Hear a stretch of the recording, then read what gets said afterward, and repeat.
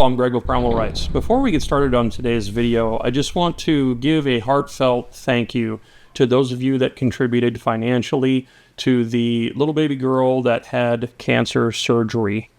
We have sent the payment out to the family, and I know that I've spoken with them, and they are very grateful for all of you as well. So thank you all that have contributed. Now, we still do have that item up in our online store. If any of you would like to contribute, give in whatever way you're led to give. If you go to our online store, it's the item called God's Bear Hunt.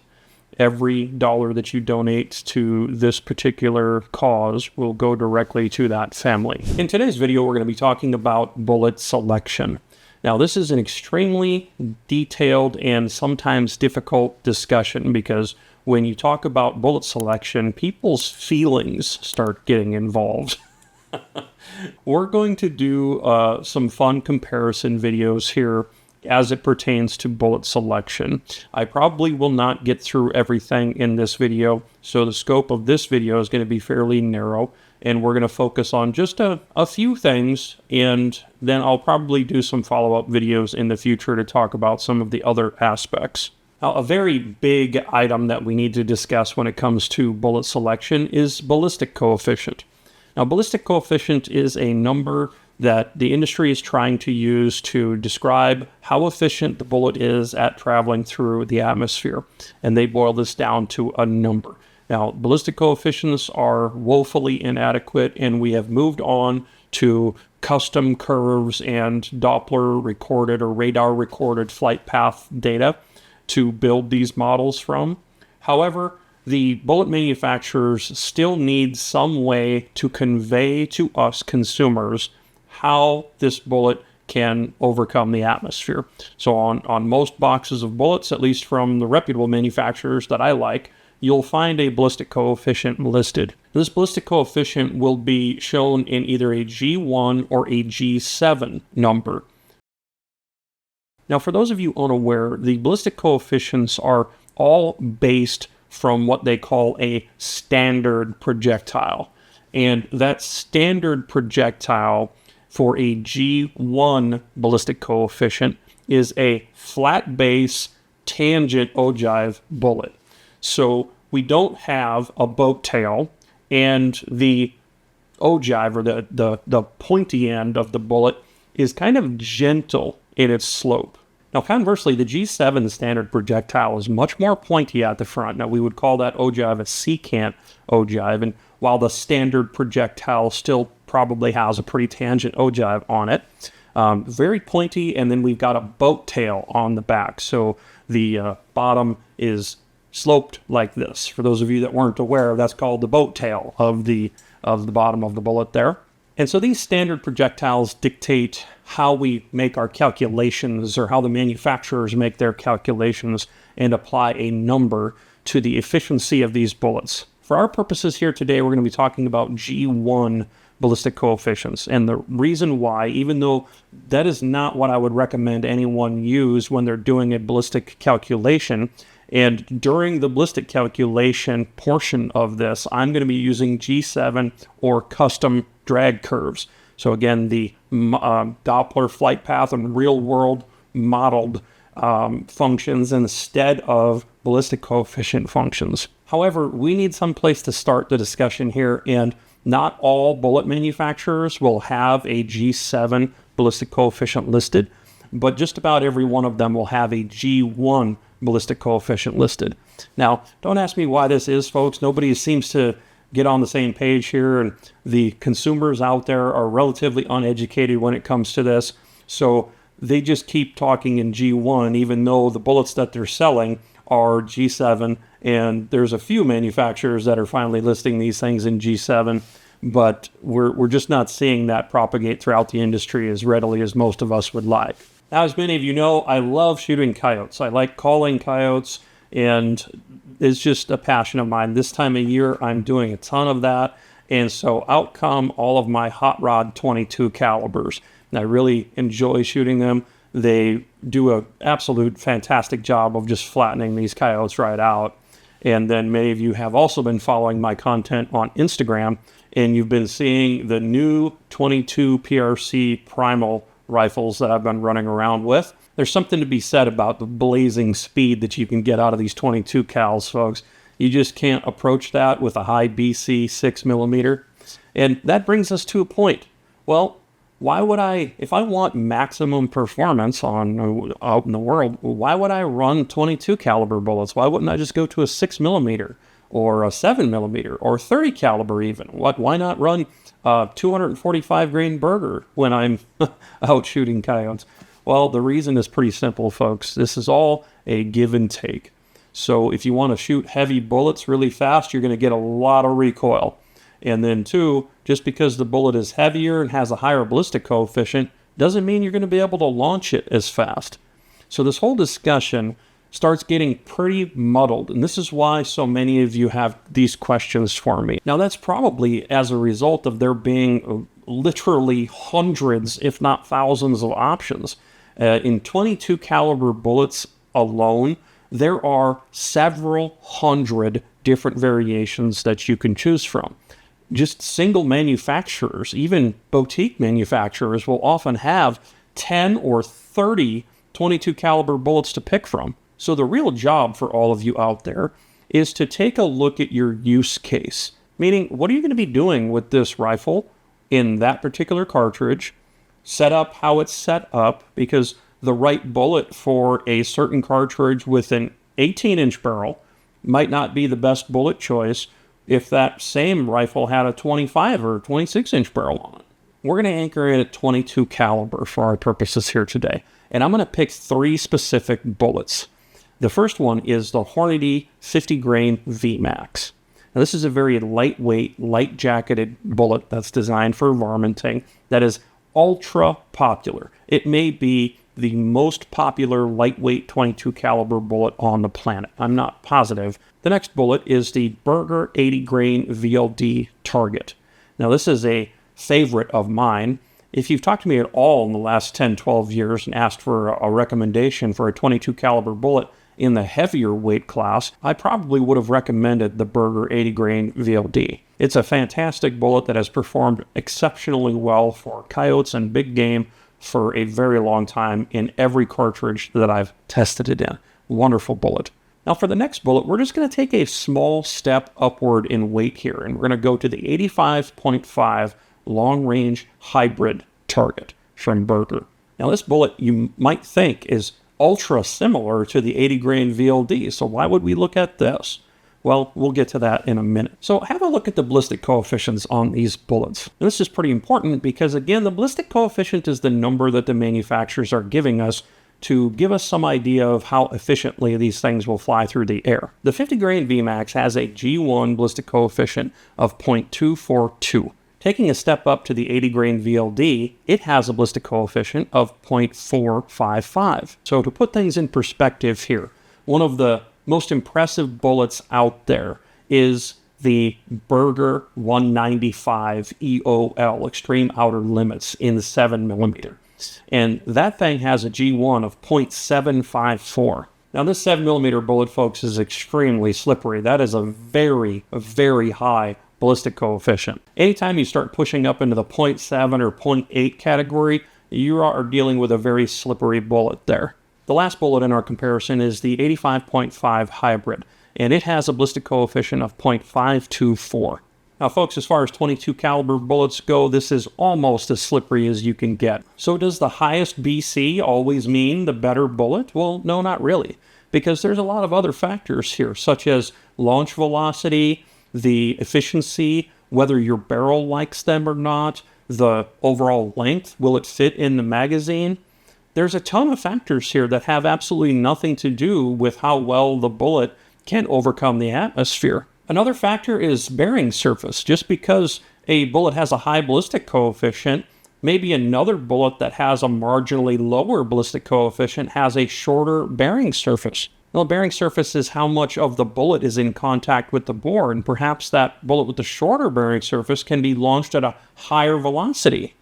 And we can overcome a ballistic coefficient deficiency with launch velocity in some instances. Now, there's no velocity change in the world that's going to overcome a large ballistic coefficient difference, but a relatively small ballistic coefficient difference, we can perhaps horsepower our way through that by using a powerful cartridge. So if we have a bullet with a lower ballistic coefficient, but we can push it to a velocity that we cannot the other one, well, that might make it a better choice at certain ranges that we intend on deploying that cartridge. The cartridge that we're going to use for our basis of comparison today is the newly minted 22 Creedmoor. Now, I say newly minted because it recently achieved SAMI specification. So this is now a factory cartridge. Now, for over the last decade, it's been a wildcat that myself and many others have grown to absolutely adore. We have a ton of industry support around this cartridge already. Factory Alpha Munitions brass is available, and that stuff is just the most fantastic brass on planet Earth. And we can load for a 22 Creedmoor to achieve some pretty miraculous things downrange. On your screen, you can see the launch velocities that the 22 Creedmoor can very easily achieve with these specific bullets that we're looking at here. Now, the numbers that I'm showing you here are based on what you can expect out of a 26-inch barrel that is, I would say, average in terms of its speed and capability. There's always going to be a variance, probably 150 foot per second of variance between a fast barrel and a slow barrel. And so the numbers you see here are just what I'm going to be using to make the comparison. I know some of you will take exception to the numbers shown as, oh, I can shoot it way faster than that, or mine never goes that fast. Well, there's lots of different variables in the mix here, folks. Barrel length, what propellant you're using, the bore configuration, how experienced you are, because there's a lot of you that will get more velocity with the projectiles that I'm listing here because you don't realize that your brass is getting wrecked by 5 firings. I'm showing 3,450 foot per second for an 80 grainer and 3,200 for the 85.5. Now, despite the fact that the 85.5 is only 5.5 grains heavier, you wouldn't think that that would really make that much of a difference, but it actually does. You will never get anywhere close to the same speed out of the 85.5s as you will the 80s. And this brings up a point. Just because bullets are equal in weight doesn't mean they're equal in behavior. There's differences amongst the manufacturers on diameters, the friction differential as a result of the surface lubricity on the bullet, the material that the jacket is made out of, the material that the core is made out of, how all of those things interface with the powders and barrels and everything that you guys are using. There's nearly infinite variables here. So never assume that just because this bullet's an 80 grainer and that bullet's an 80 grainer, that they're going to behave anywhere similar to each other in terms of what powders they'll like or what configurations of rifle they're going to work best in. So in order to follow along with me on this video and to do some calculations of your own, you're going to need a ballistic solver. Now, the one that I recommend hands down as producing the very best real-world results is Applied Ballistics. When you learn how to use Applied Ballistics, you have the added benefit of being able to use it in all of its implementations out there. So the binoculars, the range-finding binoculars with the onboard ballistics solvers that I like have Applied Ballistics solver built into them.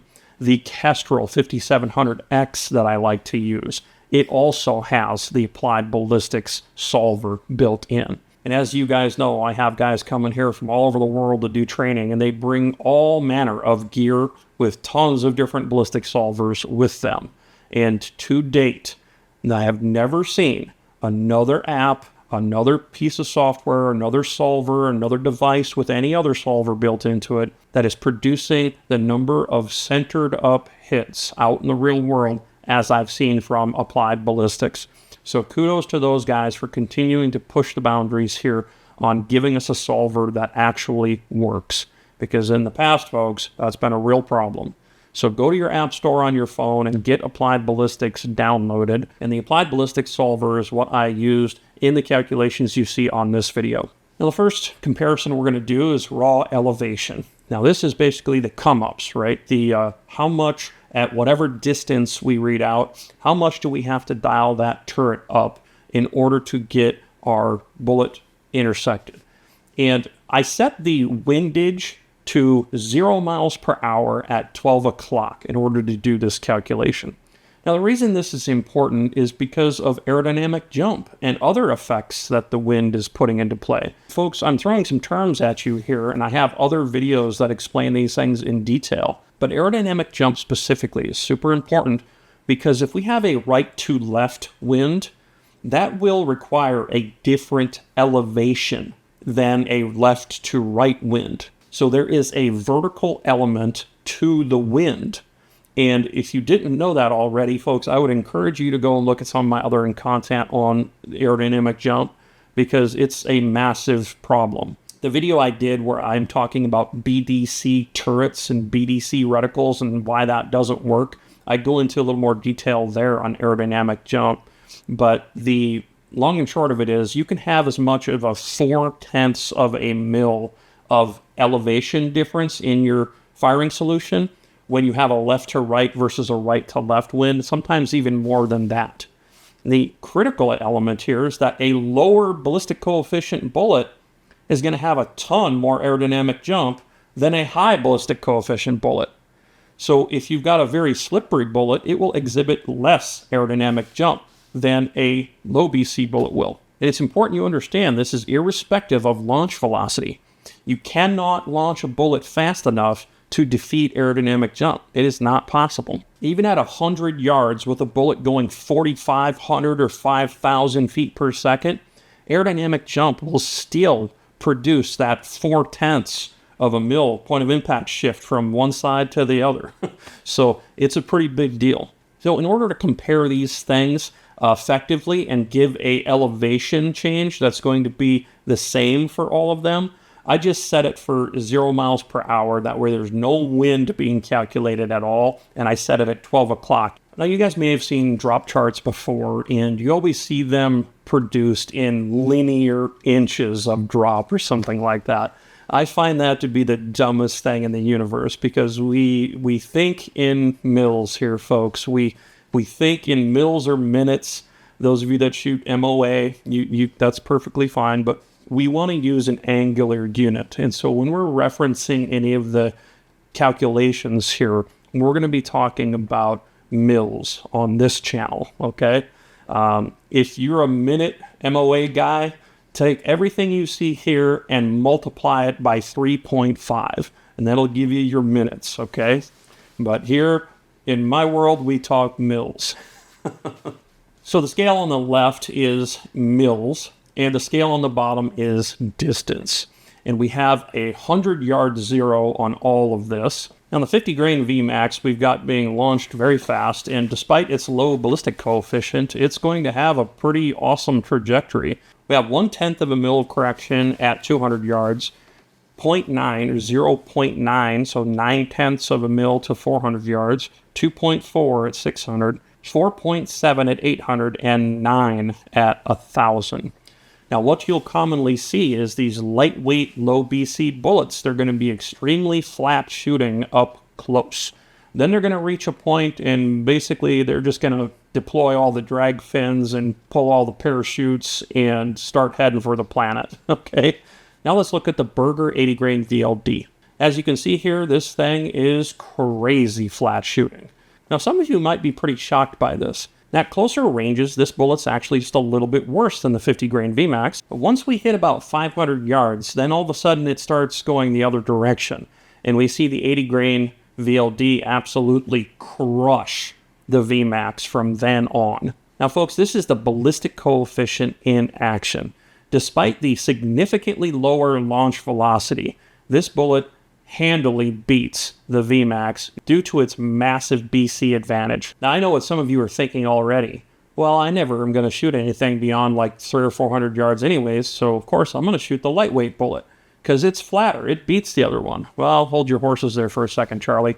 We need to look at some other variables here before you make your mind up on that. So hold that thought, okay? So if higher BC is better, surely going to the 85.5 is going to show us even better results, right? As you can see, that's not the case. The 85.5 is actually a little bit worse. And it's a little bit worse at every distance that we're computing for here. That's because the ballistic coefficient advantage isn't enough to eclipse the velocity advantage that the 80 grainer has. We can push that 80 grainer so much faster in the 22 Creedmoor that the ballistic coefficient advantage that we're picking up isn't enough. So you can reach a point here where going to a higher BC isn't necessarily going to be what you want.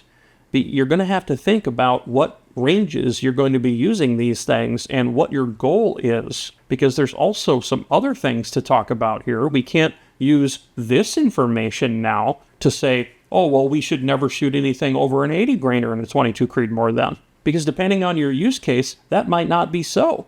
For instance, if you wanted to use a 22 Creedmoor in some type of field practical competition, well, oftentimes they have the cartridge velocity limitation somewhere around 3,200 foot a second, sometimes 31. It just depends on which competition you're entering. That would be an instance where, yeah, you probably want to go to a heavy bullet that would get your velocity down beneath the legal limit. Now, as I mentioned, there's quite a lot of you that are screaming at your screens right now because you're shooting 85.5s in your 22 Creedmoor, and you can get them going 3,250 and 3,300 foot a second real easy. Folks, I know that some of you believe that. I truly do. And with Alpha Munitions being so bomb-proof and the actions that are being produced out there so strong, I have no doubt that many of you are and have been and will continue to run these bullets at that speed. But it really doesn't stand up to actual use, because you're probably going to throw that brass in the garbage at like 6 or 7 or 8 firings, certainly not more than a dozen firings. A lot of you might not find that to be very important, and a lot of you might be really happy shooting 3/4 MOA as long as you can get the speed that you want. And I think that's wonderful. I don't find it to be very safe or advisable, but hey, as long as you know what you're doing, which you probably don't if you're if you're pushing them that fast. But the point is, if you've got a fast barrel and you can demonstrate that through firings on your brass or something like that, that you're running safe pressures, folks, you do you, okay?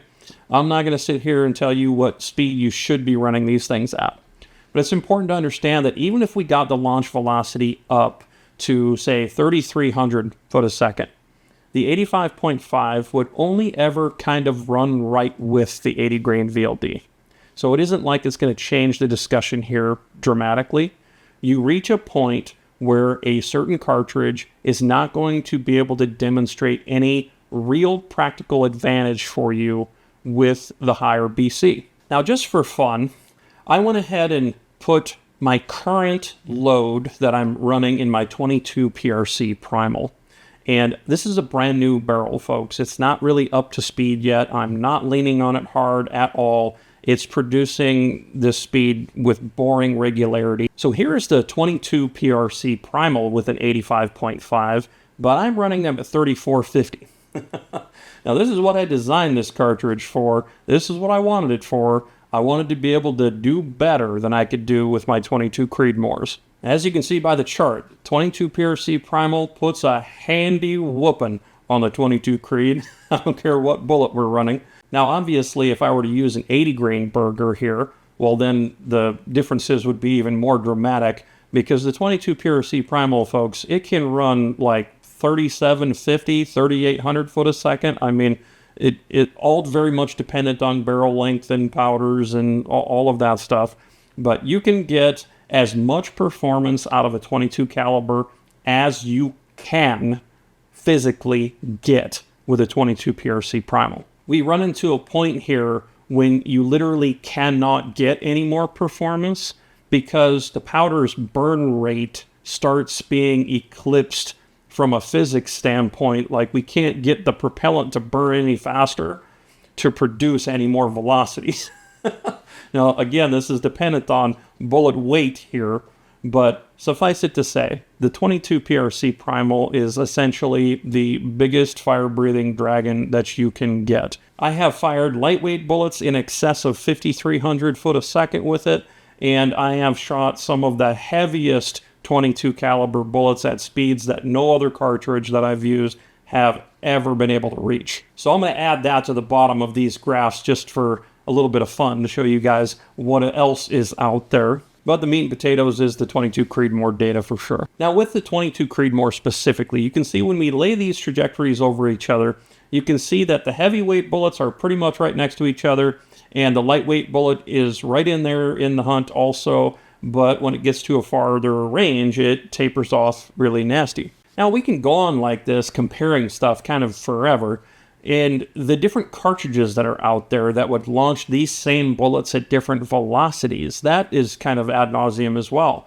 Because on the bottom end of the spectrum, you've got something like a 22 Fireball or a 22 Hornet or something like that. Now those velocities are going to be dependent on barrel length as well as a bunch of other factors. So it's important to take that into account when making your calculations and always be very careful of accepting any velocity data that you get off of the internet, because a lot of those people don't even have a chronograph that can give real numbers for starters. And the internet has a tendency to report 100 to 150 foot per second faster than what you'll actually get. Now this is especially true for certain cartridges that have been marketed based on their crazy velocities. They think that they get a hole punch in their man card if they can produce crazy high velocities. Never mind the fact that after they ejected their round, their primer fell out on its own. So don't trust the velocities that you see out there. Only trust reputable sources. And I think one of the most consistently reputable sources is the powder manufacturers' websites. The bullet manufacturers cannot be relied on very heavily here for velocity and load data. There are a bunch of huge, big name, I promise you, you know them and have heard them, bullet manufacturers that don't even do live fire testing.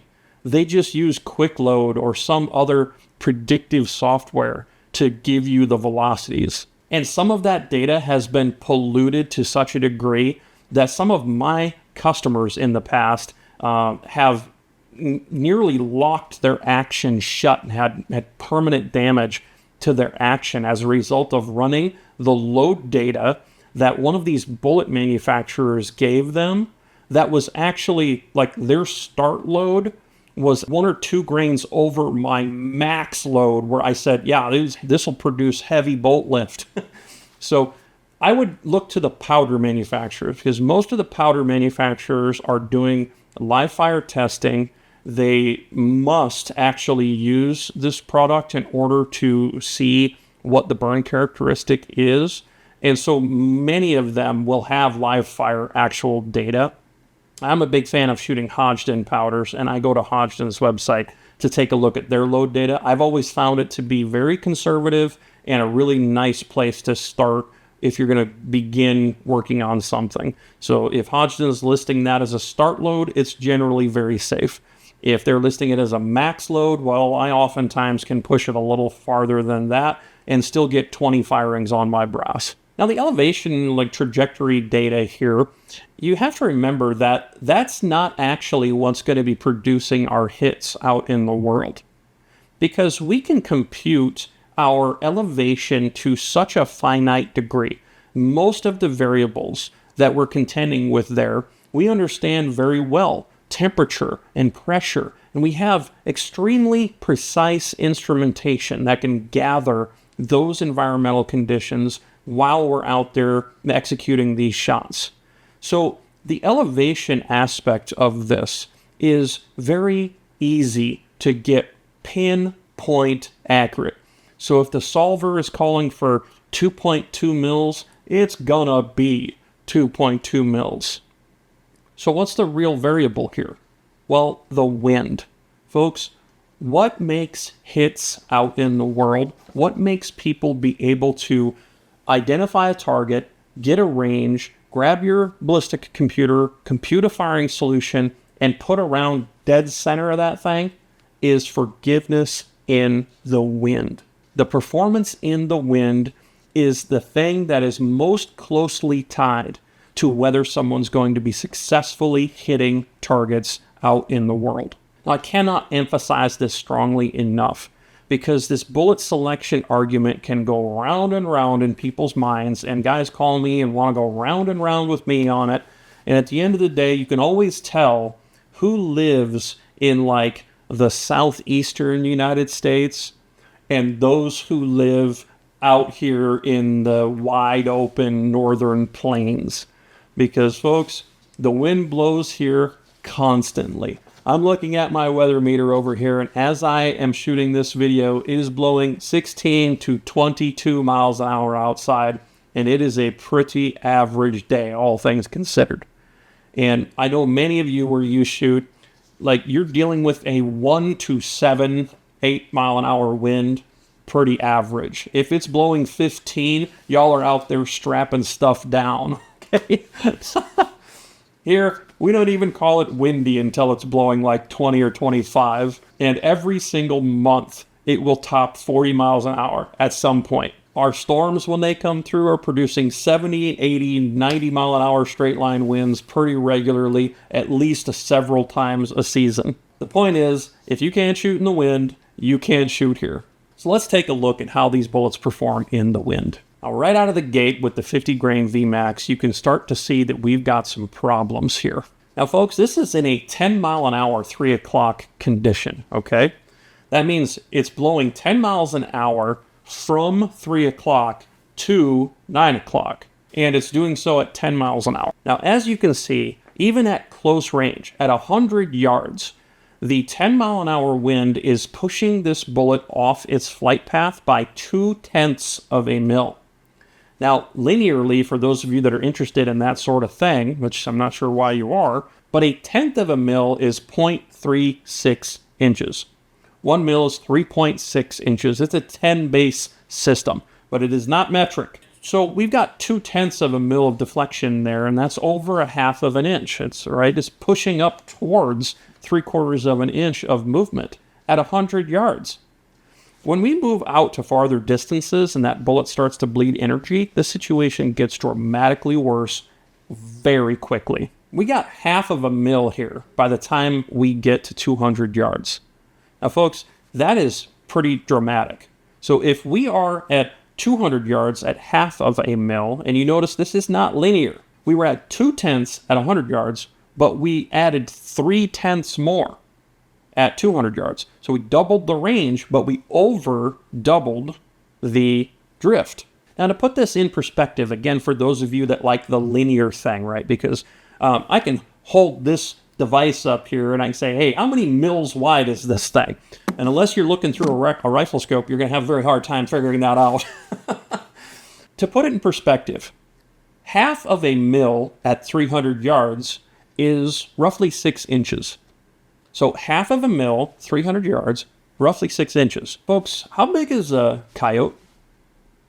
At 300 yards. So we're talking at 200 yards, we're at 1/2 of a mil. By the time we get to 400 yards, we're at 1.1. So that means we're going to be at least 7/10 of a mil, if not 8/10 of a mil at 300 yards. Folks, that's enough to where if you're in a 10 mile an hour condition and you don't account for it correctly, you're missing an entire coyote. Like there'd be a coyote sitting there on his butt looking at you. You're not even going to clip him on the side. You're going to miss him outright if you don't account for the wind at all.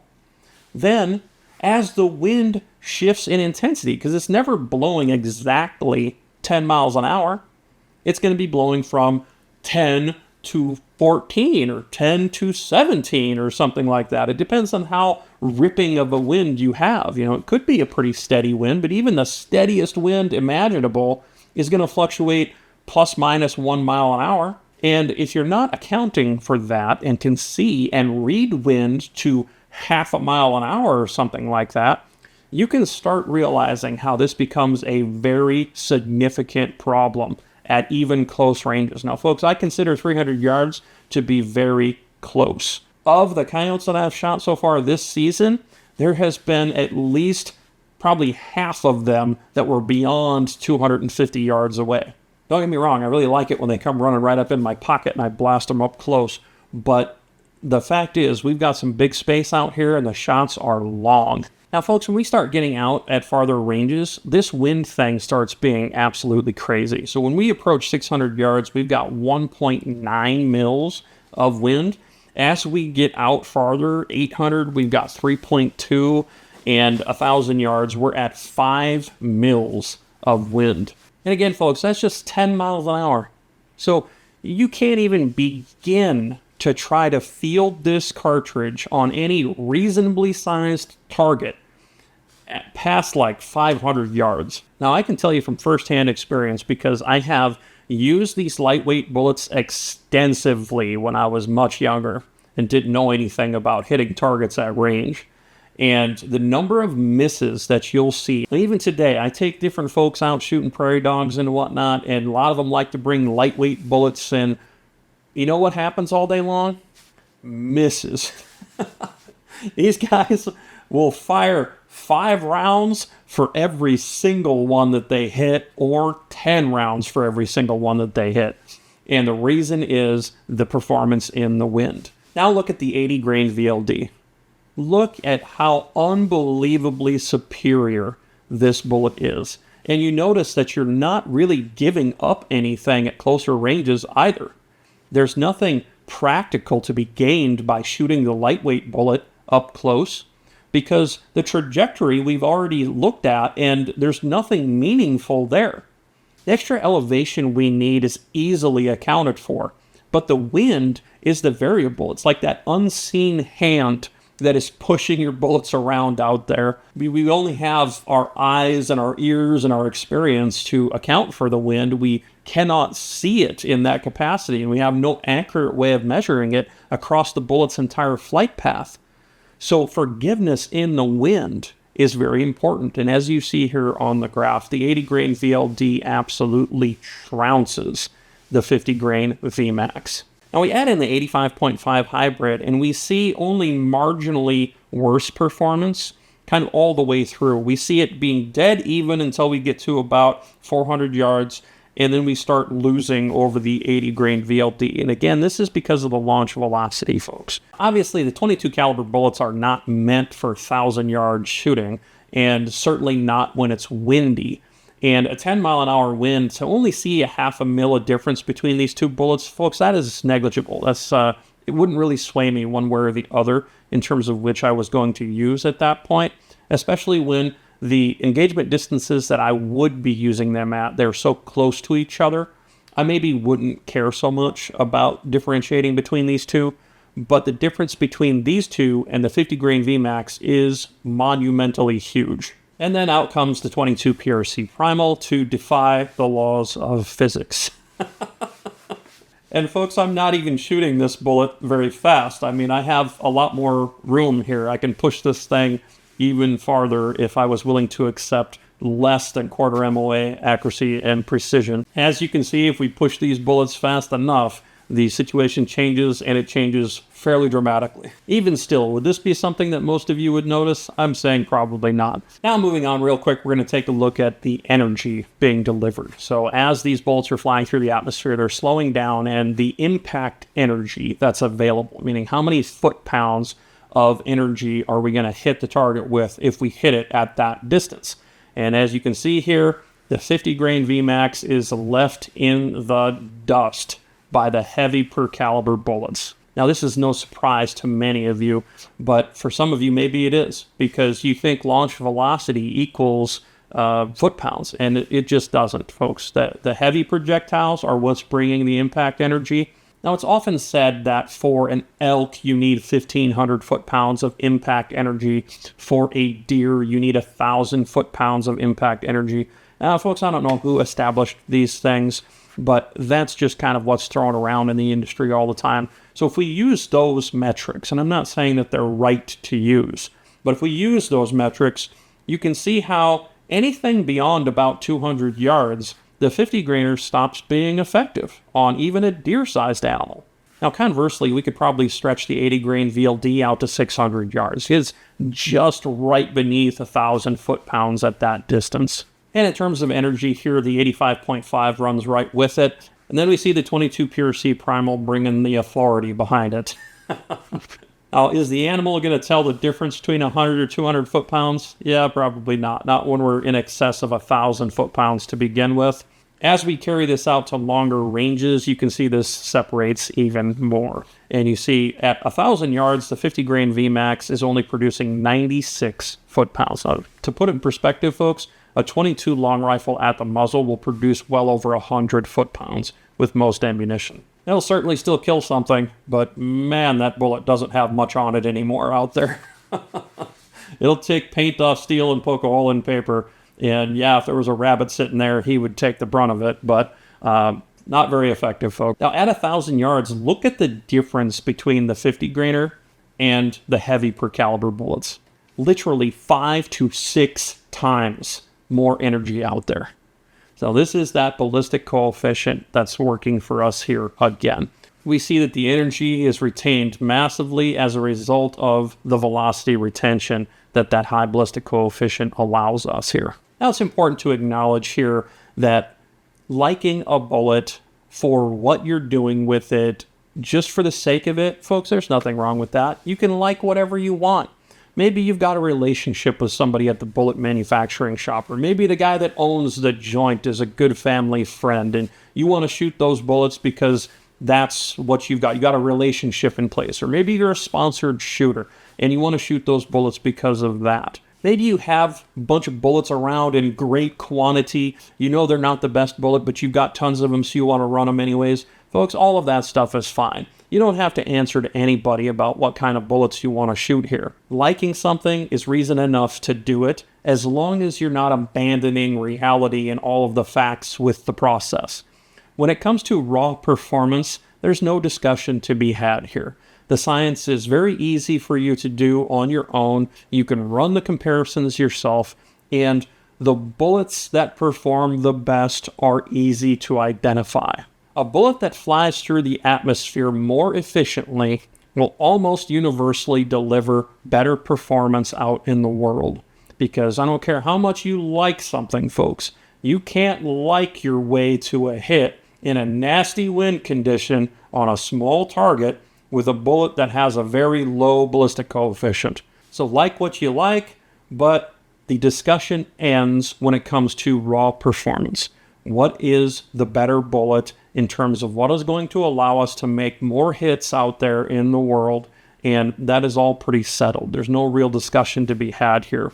Bullets that we can launch at a velocity that's acceptable to us, that have a high ballistic coefficient, that are very forgiving and easy to load for, that shoot very accurately and precisely and predictably. Folks, those are the things that we're looking for here in a bullet, obviously. Not every manufacturer is up to making those types of bullets.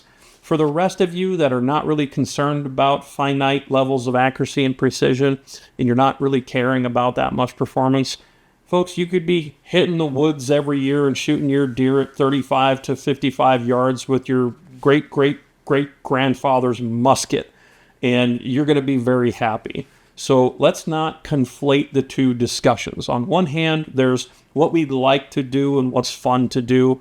On the other hand, there is the apex level of performance that modern equipment and components allows us to have. Those two discussions basically never meet.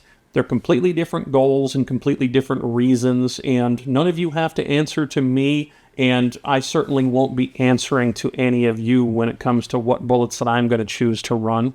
But just understand that when it comes to making hits out there, this is all very easy and very matter of fact. Have any of you ever had any experiences with Christian people or people that referred to themselves as Christians, but they were actually scumbags? Like, they just were not good people. And yeah, sure, every single Sunday they're sitting in church, and every time you're around them, they act like they're better than you, and every time they get an opportunity to look down their nose at you, they do. And yet there they are in church all the time. And they think that that's what makes them righteous.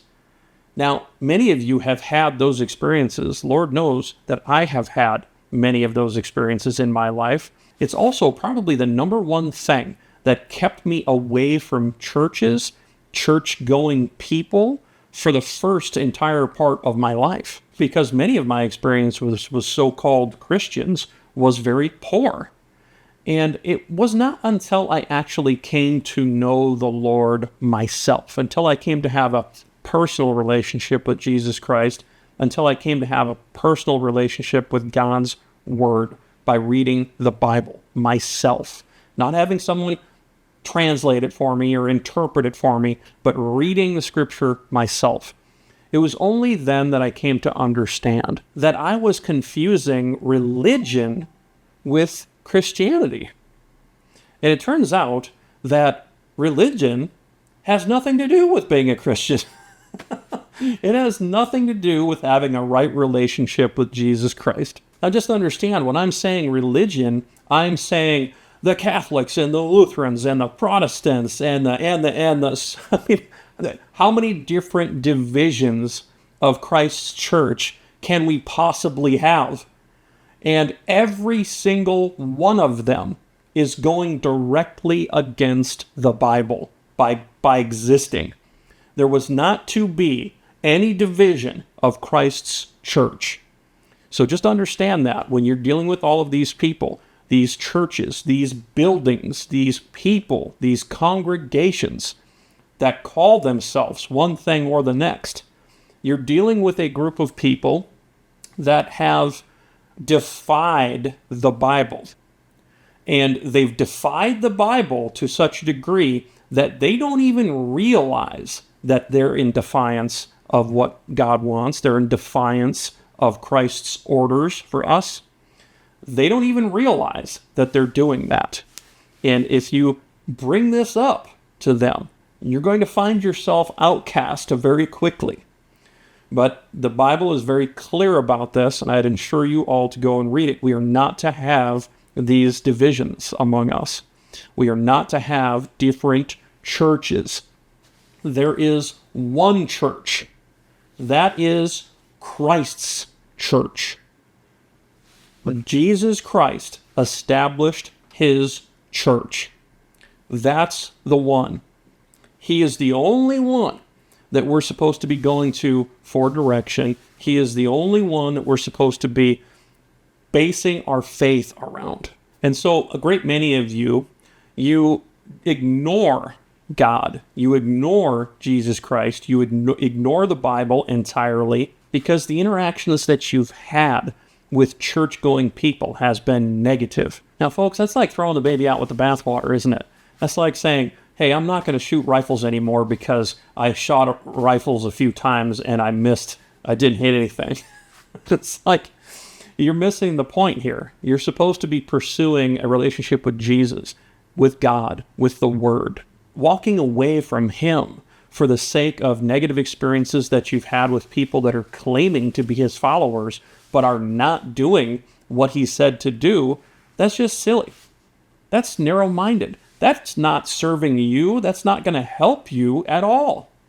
Instead, having a right relationship with Jesus yourself, not relying on a group of people in a social setting to give you the false interpretations and the false idea that somehow being with these people is going to get you closer to Jesus Christ. So I'm going to read to you from James chapter 1, verse 21 to 25.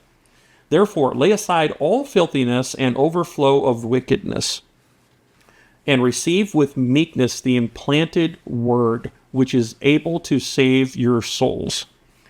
But be doers of the word, and not hearers only, deceiving yourselves.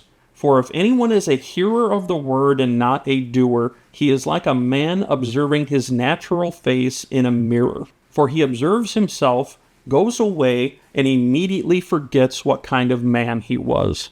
But he who looks into the perfect law of liberty and continues in it, and is not a forgetful hearer, but a doer of the work, this one will be blessed in what he does. Now, what does that say about those people that can be found in church every single Sunday, but are constantly talking about people behind their back, gossiping with others? What does that say about those people that as soon as they leave the church building and step into the parking lot, get in their car, and they're mad at people as they're driving? There's no humility, there's no forgiveness, there's no righteousness in their heart any longer. And truth be told, it's been my experience, even inside the church building, literally in the middle of worship, and people can't keep their hatred and anger and demonic possession within them under control. They're not there for the right reasons. Their hearts are hardened, and they don't have any love of Christ in them. They're there to be seen by others. And just like the Pharisees that are referenced in the Bible, they do everything with arrogance and pomp circumstance and just all of this pageantry and tradition. Folks, that's the element of religion that so many of you recoil from. There is no right relationship with Christ to be found in that pageantry with props and these. Folks, it just is a bunch of nonsense. Unfortunately, this type of thing has been able to persist because they have not followed Christ's commandments. The people that are preaching the word are not doing so for your benefit, but instead they're doing it for their own benefit.